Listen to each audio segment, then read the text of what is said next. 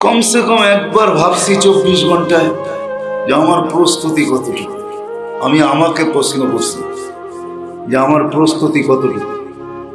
যে কোনো মুহূর্তে তো রশি টান দিতে পারে, ঠিক না? যে কোনো মুহূর্তে।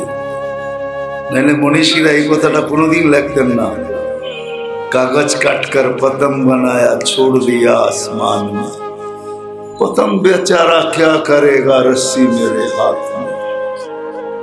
খালি টান দিতে দেরি, যাইতে তো দেরি হবে না। কাকে কোত্থেকে কাকে কোন অবস্থায় টান দিবে, কাকে কোন জায়গার থেকে টান দিবে, কাকে রাত্রে দিবে, কাকে দিনে দিবে, কাকে দুপুরে দিবে, কাকে বিকালে দিবে, কারো কিন্তু জানা নেই। আমি আপনাদেরকে ভাবাইতে চেয়েছি, ভাবাইতে। আমার সমাজ আজকে এতটুকু ভাবে না, করে না, এটা ঠিক আছে, এটা নিয়ে আমার অভিযোগ নাই, কিন্তু আমার সমাজ কমসে কম এতটুকু ভাবে না।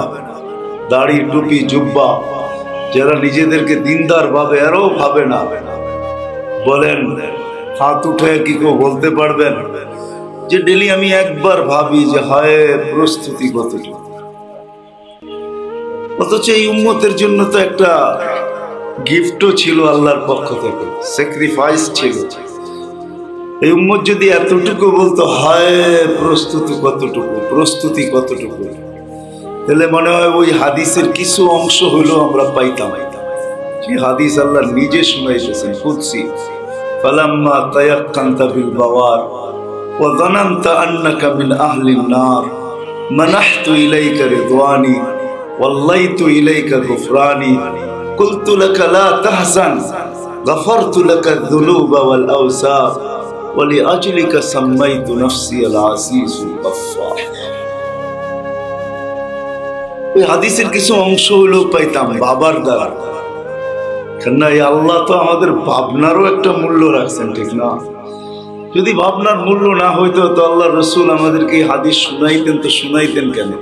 লা তাফাক্কুরু সাআ, চিন্তা কিন্তু ভাবনারই একটা অংশ, বা ভাবনাটাকেই চিন্তা বলা হয়।